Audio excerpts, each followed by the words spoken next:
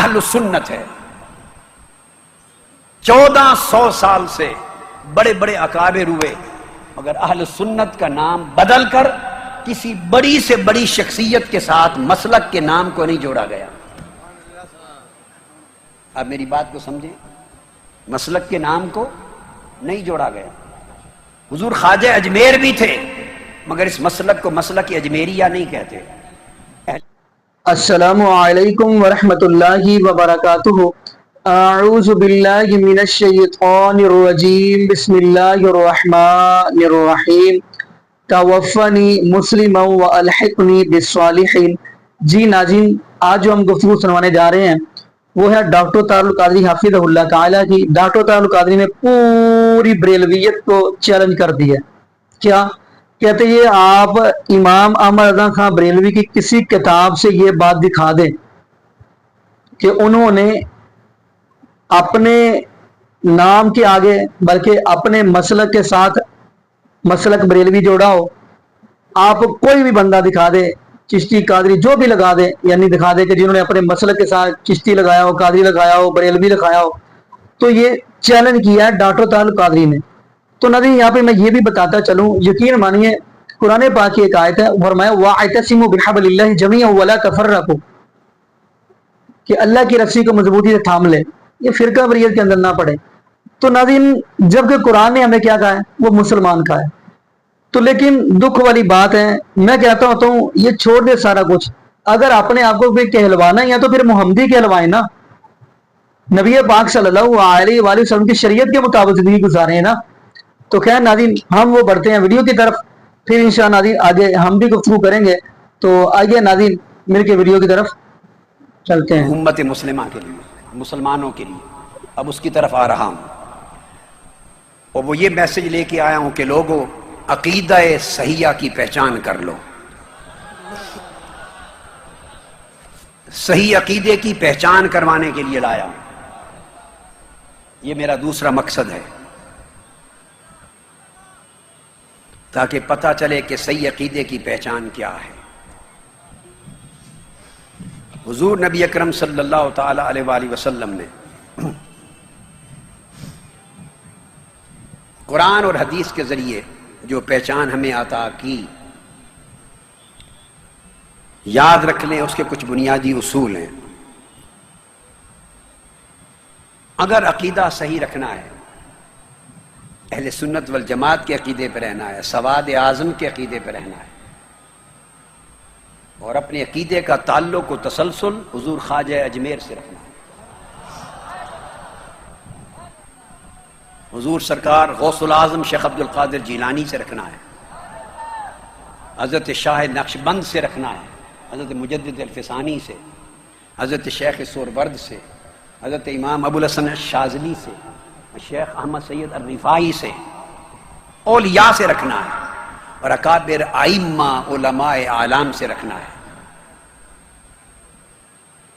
اعلیٰ حضرت مولانا شاہ احمد رضا خان بریلوی رحمہ اللہ تعالی سے رکھنا ہے, حضرت شاہ ولی اللہ محدث دہلوی سے رکھنا ہے, حضرت شاہ عبدالعزیز محدث دہلوی سے رکھنا ہے, حضرت شیخ عبد الحق محدث دہلوی سے رکھنا ہے,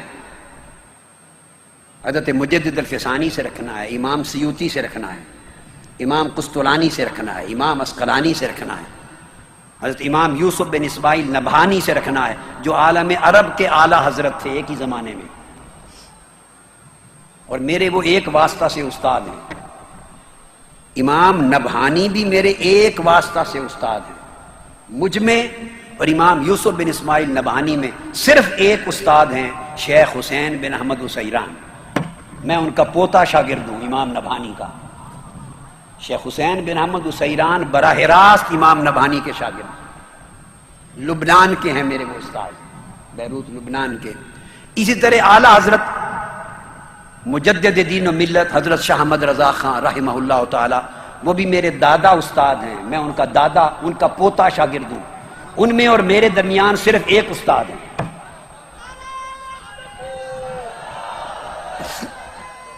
میرے استاذ حضرت مولانا ضیاء الدین مدنی ہیں. 1963 میں نے باب عبد المجید کے سامنے جب ان کا گھر تھا تو تلمذ اختیار کیا. اور وہ اعلیٰ حضرت کے براہ راست شاگرد اور خلیفہ. میرے ایک اور استاد مولانا ابو البرکات سید احمد القادری الالوری ہیں، وہ براہ راست اعلیٰ حضرت کے شاگرد ہیں. ایک واسطے سے میں اعلیٰ حضرت کا شاگرد ہوں پورا. میرے اساتذہ میں ایک اور مولانا سید عبد المعبود جیلانی ہیں، جو 165 برس کی عمر میں جن کی وفات ہوئی، وہ اعلیٰ حضرت کے تلامذہ میں سے تھے.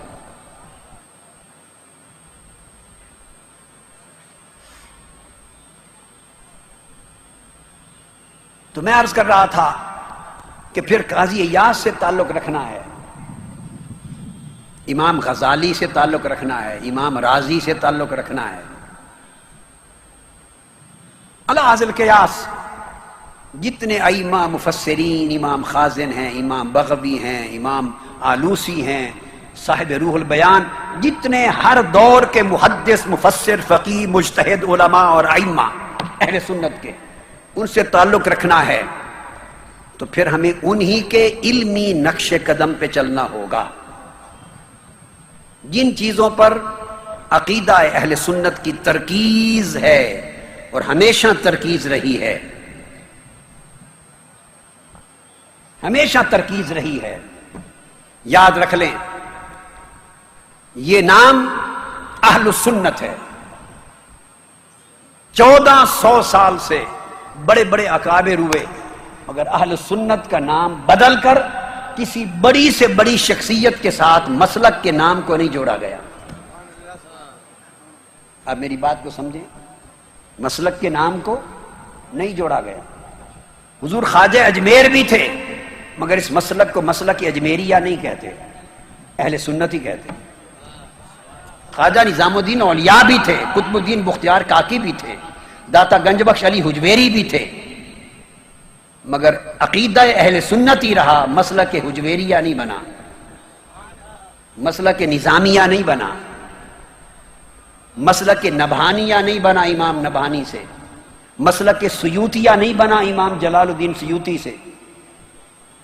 آپ میری بات کو سمجھ، مسلک اسقلانیہ نہیں بنا، مسلک قسطلانیہ نہیں بنا، امام عینی سے مسلک عینیہ نہیں بنا، قاضی ایاز سے مسلک ایازیہ نہیں بنا.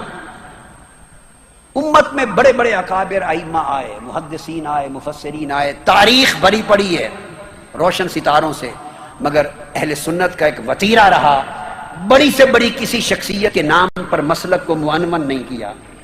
حضور علیہ السلام نے فرمایا تھا ما انا علیہ و اصحابی، مسلک عقیدہ وہ جس پر میں اور میرے صحابہ، میں سے مراد حضور کی سنت اور صحابہ سے مراد جماعت صحابہ.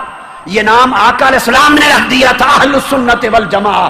اب قیامت تک اس مسلک کا نام بدلنا حضور کے رکھے ہوئے نام سے انحراف کرنے کے مترادف ہے، آقا علیہ السلام سے انحراف کرنے کے مترادف ہے.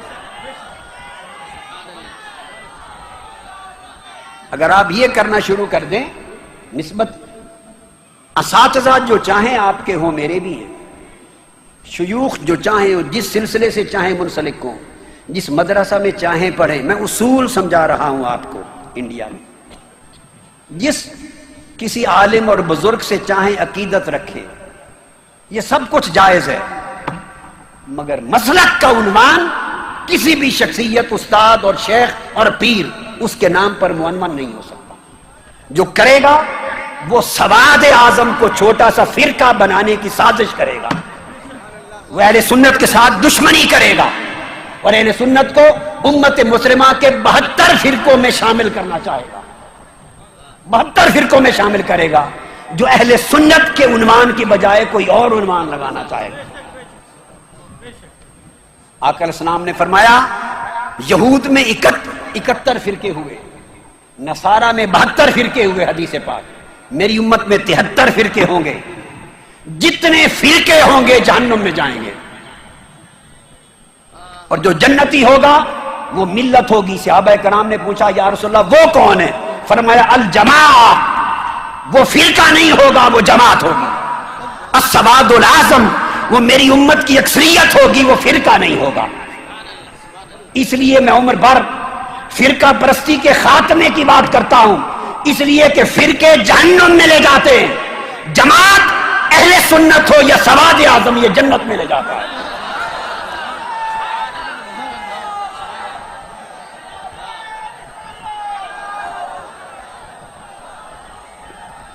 میرے اساتذہ میں اعلیٰ حضرت مولانا شاہ احمد رضا خان رحمۃ اللہ تعالی علیہ بھی ہیں ایک واسطے سے۔ میرے اساتذہ میں حضرت مولانا عبدالحی بحر العلوم مولانا عبدالحی فرنگی محلی بھی ہیں، حضرت مولانا عبدالباقی محدث لکھنوی کے طریق سے۔ تو میں اگر اساتذہ کے نام سے ہم مسلک رکھنے شروع کر دیں تو پھر میں لکھنوی بھی کہلاؤں، کوئی دہلوی کہلائے۔ مولانا ارشاد حسین رامپوری بھی ہمارے سلسلے اساتذہ میں آتے ہیں، پھر کوئی ہم رامپوری بھی کہلانے لگ جائیں، کوئی حیدرآبادی کہلانے لگ جائے، کوئی بیروتی کہلانے لگ جائے۔ میرے اساتذہ میں امام نبہانی بیروت کے تھے، لبنان کے، تو پھر وہ فرقہ مسلک لبنانیہ بن جائے۔ ہمارے اساتذہ میں امام محمد بن جعفر القطانی ہیں جو امام نبہانی اور اعلیٰ حضرت کے بھی شیخ ہیں، اعلیٰ حضرت کے شیخ ہیں۔ اب میری بات سمجھے؟ تو پھر ہم مسلک کو مسلک کی تانیہ کہہ دیں۔ شیخ محمد المکی القطانی شیخ محمد الفاتح القطانی ہیں، فاس کے اکابر ہیں، شنقیط کے اکابر ہیں، مکہ اور مدینہ کے اکابر ہیں، محدثین ہیں جگہ جگہ کے۔ تو اگر ہم اپنے مشائخ اور بزرگوں کے نام پر مسلک کو ان کی طرف منسوب کرنے لگ جائیں تو یہاں 1000 مسلک کھڑے ہو جائیں گے اور اہل سنت دفن ہو جائے گا۔ لہذا اہل سنت کی پہچان کے لیے میری پہلی نصیحت یہ ہے ہند والو کہ مسلک کی کوئی نسبت کسی شخصیت کی طرف نہ کریں، نہ کسی مدرسہ کی طرف کریں، نہ کسی پیر کی طرف کریں، نہ کسی خانوادے کی طرف کریں، نہ کسی شہر کی طرف کریں۔ مسلک کی نسبت صرف مصطفیٰ کی طرف اور جماعت صحابہ کی طرف رہے گی۔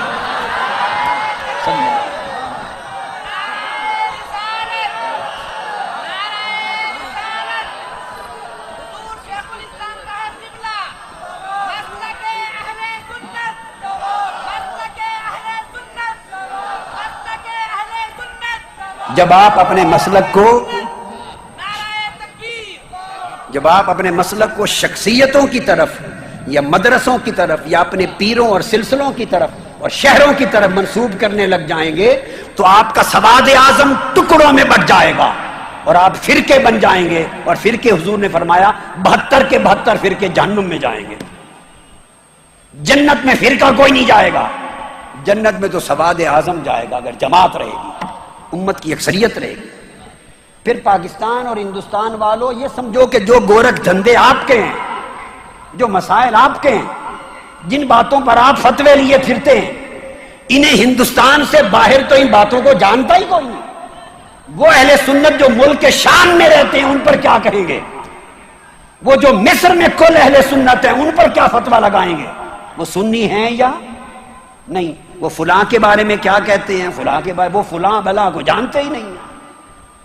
اردن و فلسطین میں اہل سنت ہے کیا کہیں گے، عراق میں اہل سنت ہے ان پر کیا کہیں گے، ان کو تو پتہ ہی نہیں۔ یہ ہمارے ہند کے معاملات ہیں، تو ہندوستان کو مسلک کے اہل سنت کے اوپر نہ چڑھاؤ، مسلک کو ساری دنیا کے اوپر رہنے دو۔ میری بات سمجھیں آپ؟ مسلک کو ہند، سندھ اور پاکستان اور بنگلہ دیش سے اوپر نہ کرو، نہ علاقے کو نہ بڑھاؤ، چونکہ مسلک تو مغرب میں بھی اہل سنت، سوڈان میں بھی اہل سنت، لیبیا میں بھی اہل سنت، لیبیا کے بعد الجزائر میں بھی اہل سنت، تیونس میں بھی اہل سنت، عراق اور فلسطین اور اردن میں بھی اہل سنت، ملائیشیا انڈونیشیا میں بھی اہل سنت۔ ارے اہل سنت کا عقیدہ آقا کا میلاد ماننے والوں کا عقیدہ، حضور کی غلامی محبت کا دم بھرنے والوں کا عقیدہ تو دنیا کی 50 مسلمان ریاستوں میں ہے، بلکہ 56 میں سے کم از کم 52 اسلامی ریاستوں میں ہے۔ وہ تو ہمارے انڈیا کے معاملات سے واقف ہی نہیں، انہیں تو یہاں کی بولی نہیں آتی، یہاں کے مسائل سے واقف نہیں۔ اگر آپ مسلک کے فیصلوں کے لیے یہاں کے گورکھ دھندے اور فتوے اور پمفلٹ اور تماشا شروع کر دیں گے تو ساری امت کہاں جائے گی؟ لہذا مسلک کی ایسی تعبیر کرو جو پوری امت مسلمہ کو قبول ہو اور ساری امت میں اہل سنت ایک ہی دھارے میں نظر آئیں، تاکہ اہل سنت سمندر نظر آئے، چھوٹے چھوٹے ندی نالے نہ بن جائیں اہل سنت۔ سمندر نظر آئے. اس کا ایک ہی طریقہ ہے. اب آپ پوچھیں گے کہ علاج کہ ہم کیا کریں، اس کے لیے کیا طریقہ ہے؟ میں نے تشخیص کر دی. بڑی بڑی ہستیاں ہر دور میں ہوئی، مگر کسی زمانے کے مسلمانوں نے اپنے دور کے بڑے سے بڑے امام اور مجدد اور بڑی سے بڑی ہستی کے نام کے ساتھ مسلک کو بولیے نہیں جوڑا.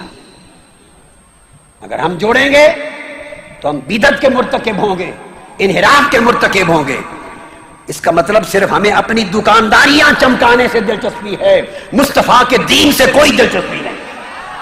ہمیں اپنے دھندے اور کاروبار سے تعجب ہے، اپنا پیسہ ٹکا جیب میں ڈالنے سے، اپنی دکان چمکانے سے غرض ہے.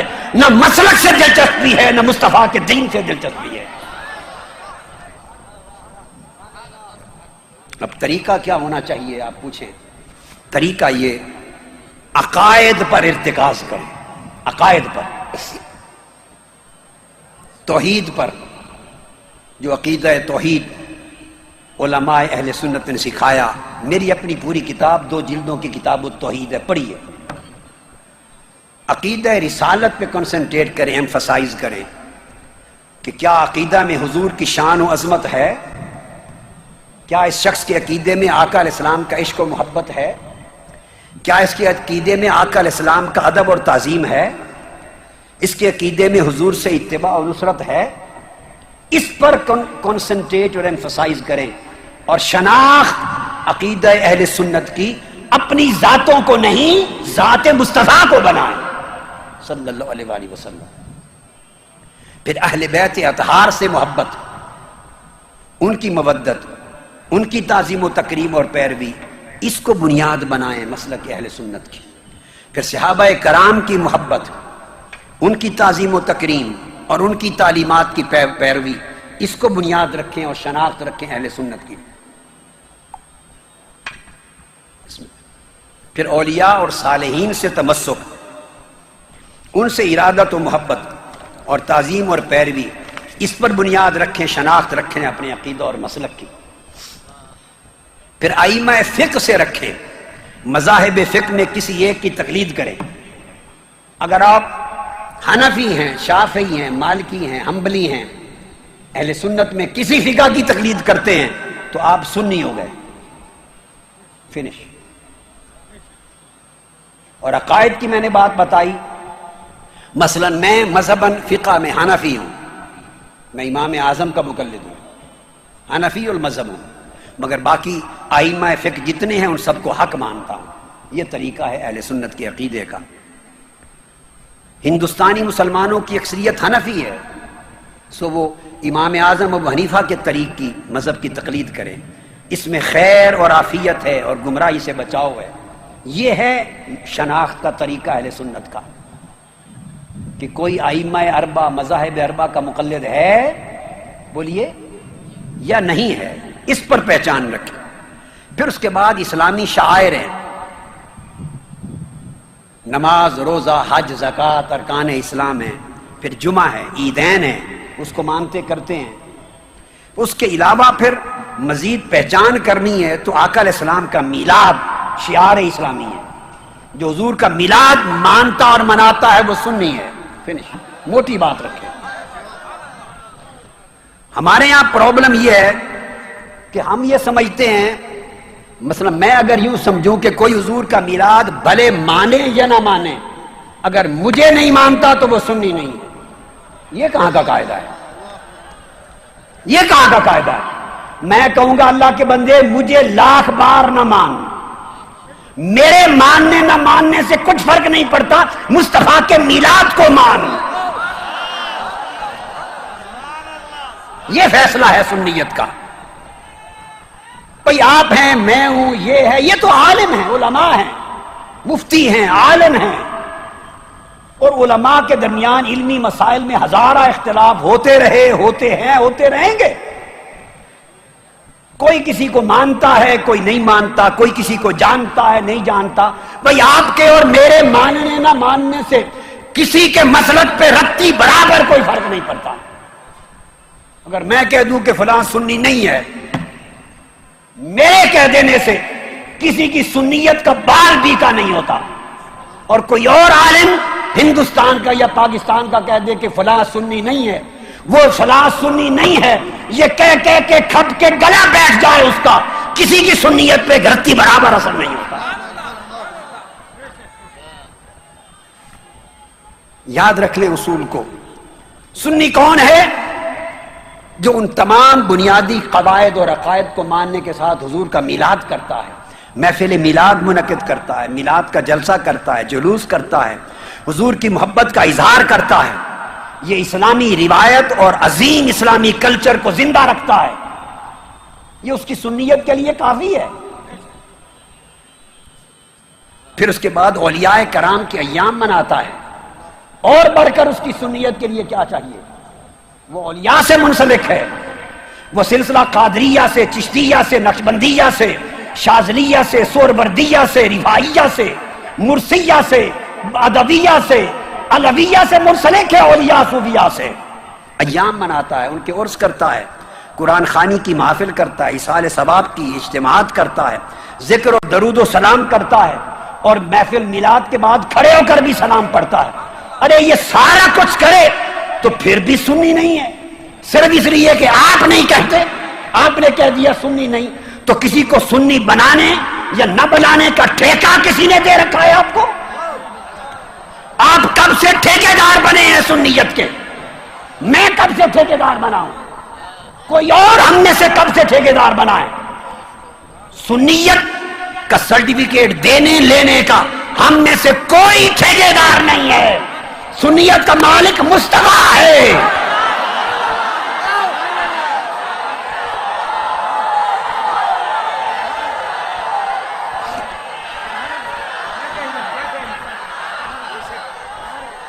جو مصطفیٰ کی بارگاہ میں مقبول ہے وہ سنیت کا امام ہے، جو مصطفیٰ کی بارگاہ سے راندہ گیا، رد ہو گیا، وہ بے ایمان ہے۔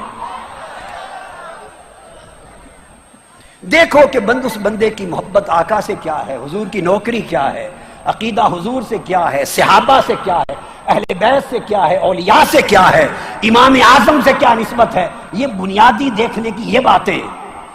پھر میلاد اور عرس بھی آ گئے، سلسلہ طریقت سے منسلک ہے، تو یہ وہ بنیادی چیزیں ہیں۔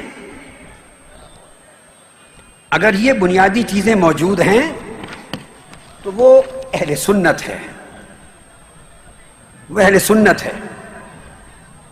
اب دیکھیے، اگر آپ میری بات ماننا شروع کر دیں گے ایک عالم کے طور پر کہ جو میں کہوں ہر بات میری مانے تو سنی ہے، دوسرے عالم کی بات ماننا شروع کر دیں گے کہ اس کی ہر بات مانے تو وہ سنی ہے، ادھر سے ایک اور اٹھے گا اس کی بات ماننے کی شرط لگا دیں گے، میرا ہر فتویٰ میری ہر بات مانے تو سنی ہے۔ یہ شرائط کس نے لگائیں؟ قرآن میں آئیں، حدیث میں آئیں، آقا نے دی، صحابہ نے دی، یہ کس نے اختیار دیا؟ ہمیں کس نے ٹھیکیدار بنایا؟ یہ سنیت اور عقیدہ کانٹریکٹ نہیں ہے، جیسے آپ کاموں کے لیے ٹھیکہ لیتے ہیں سڑکیں بنانے کا، بلڈنگ بنانے کا، یہ ٹھیکہ نہیں ہے، یہ عقیدہ ہے، اور عقیدے کا 1400 سال کا تسلسل ہے، اور کسی کو داخل کرنے نکالنے کا حق نہیں۔ اس عقیدے میں اعلیٰ حضرت بھی بیٹھے ہیں، اوپر غوث پاک بھی بیٹھے ہیں، داتا گنج بخش بھی بیٹھے ہیں، خواجہ اجمیر بھی بیٹھے ہیں، اس عقیدے میں امام غزالی بھی بیٹھے ہیں، امام رازی بھی بیٹھے ہیں، امام نصفی بھی بیٹھے ہیں، ابو المنصور ماتریدی بھی بیٹھے ہیں، اس میں امام اعظم بھی بیٹھے ہیں، ارے اس میں بڑے بڑے بیٹھے ہیں۔ انہوں نے اپنے فتووں سے اختلاف کرنے والے کو مسلک اور عقیدے سے خارج نہیں کیا، آپ اور میں کون ہیں خارج کرنے والے؟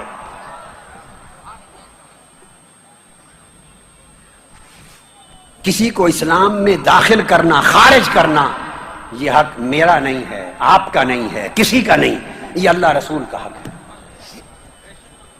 مجدد الفسانی رحمۃ اللہ علیہ سے ان کے ایک مرید نے کہا مجھے حضور کو نصیحت کریں۔ حضرت مجدد الفسانی نے فرمایا، عرض کیا حضور نصیحت کریں، فرمایا جی ناظرین، آپ نے ویڈیو بنا فرمائی۔ ناظرین، قرآن ہمیں مسلمان کہہ رہا ہے، سورہ یوسف پڑھیں، توفنی مسلما والحقنی بالصالحین۔ نبی یوسف علیہ السلام فرما رہے اللہ میں اس حالت سے دنیا سے جاؤں کہ میں مسلمان ہوں۔ قرآن پاک کا پہلا سپارہ پڑھیں گے، نبی یعقوب علیہ السلام اپنی اولاد کو جمع کر کے بیٹھے ہوئے ہیں. فرماتے ہیں قرآن کہہ رہا ہے اذ حضر یعقوب الموت اذ قال لبنیہ ما تعبدون قالوا نعبد الہک و الہ آبائک. ناظرین خیر یہ جو آیت ہے نا یہ عقیدہ توحید بھی بیان کر رہی ہے.